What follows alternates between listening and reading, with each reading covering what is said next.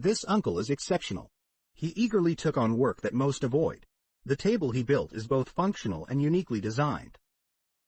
He skillfully selected high-quality wood and used professional tools like blasting machines to create uniform wooden blocks.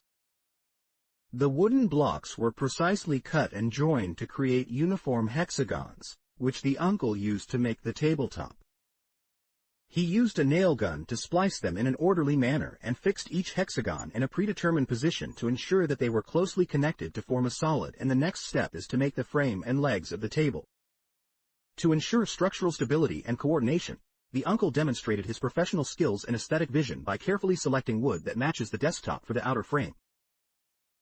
The wood was measured and cut to fit the desktop. He used glue and screws to securely connect the outer frame parts.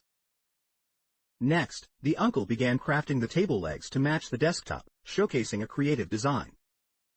He used carpentry tools to accurately shape and trim the wood for the table legs, demonstrating his ingenuity and unique aesthetic vision in the process. He expertly crafted the table legs, focusing on detail and overall design. He measured and sawed the wood to fit the design for the table legs. To ensure stability and durability, he used wood glue and plugs to connect the legs to the tabletop. He securely attached the table legs in the set position, ensuring a tight fit with the desktop frame for a sturdy foundation and strong load-bearing capacity.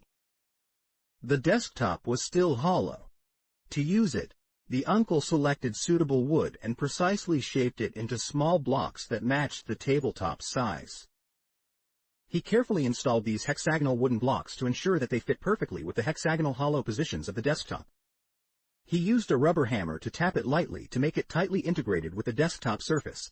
Through this treatment, we can see that the appearance of this table has become more complete and refined. Finally, it only needs simple polishing and grinding and spray painting to complete the production of the entire table. I wonder what you think of this table. Share your opinion. Until next time.